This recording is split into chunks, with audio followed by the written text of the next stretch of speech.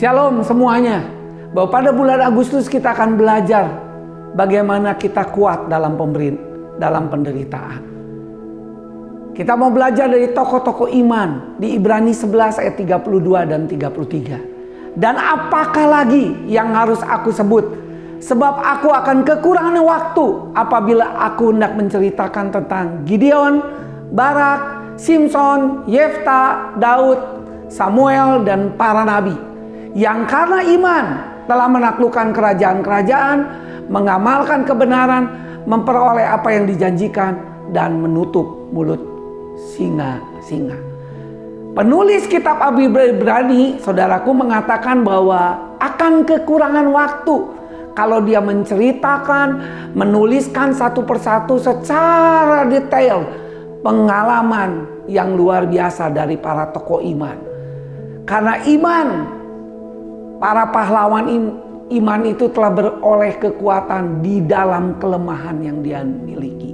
Dia bukan orang yang hebat, luar biasa.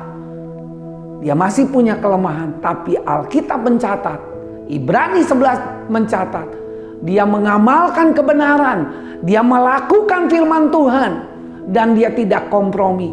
Akhirnya dia menerima janji Tuhan luar biasa. Kerajaan ditaklukkan, mulut singa dia tutup, dia padamkan api yang dahsyat.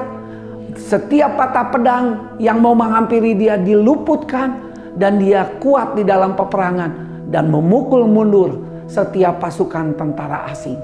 Semua para tokoh iman adalah orang-orang yang biasa. Tetapi hebatnya para tokoh iman itu tidak berhenti dalam kelemahan. Seperti Barak, dia punya kelemahan, tidak percaya diri, tidak memiliki kepemimpinan yang baik.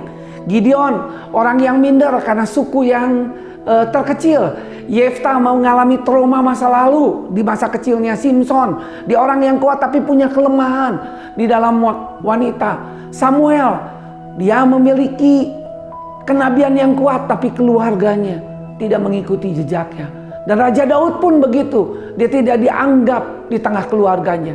Tetapi kelemahan tidak membuat dia berhenti untuk bertindak dengan iman, dengan apa yang dipercayai, dengan apa janjinya.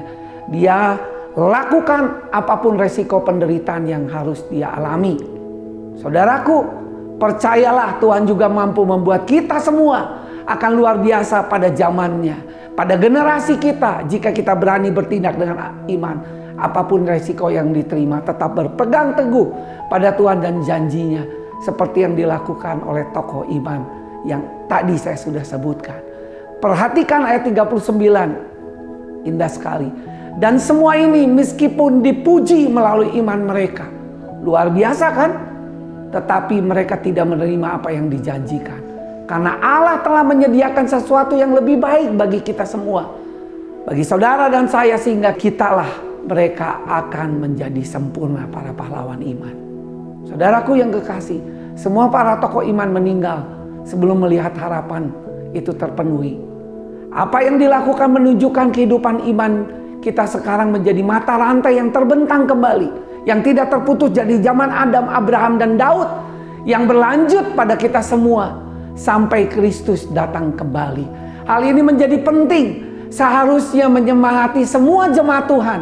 Ingatlah, mereka tidak akan menerima apa yang dijanjikan, karena Allah telah menyediakan sesuatu yang lebih baik bagi kita semua, dan melalui kitalah tokoh iman akan menjadi sempurna. Haleluya.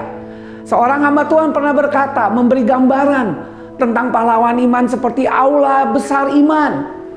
Bukanlah ruang sejarah masa lalu yang berdebu, mati tertutup dengan tanda di atasnya bertuliskan tidak ada lowongan, melainkan sebuah stadion besar dengan kursi yang masih kosong, menunggu kita untuk menyelesaikan pertandingan iman dengan baik.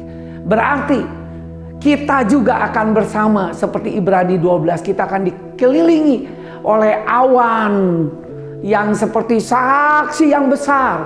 Para tokoh iman dengan iman yang berani bertindak apapun resiko yang kita terima, dan kita masuk bersama dia dalam awan, menjadi saksi awan yang besar. Ya, menjadi stadion yang memenuhi kursi kosong. Dan para penatua berharap Selama bulan Agustus kita akan belajar dilengkapi bagaimana kita menang dalam penderitaan, menang di masa sukar, dan belajar meneladani penderitaan Yesus. Bagaimana Yesus jadi pemenang dan meneladani penderitaan pahlawan iman yang lain. Tuhan memberkati kita semua. Amin.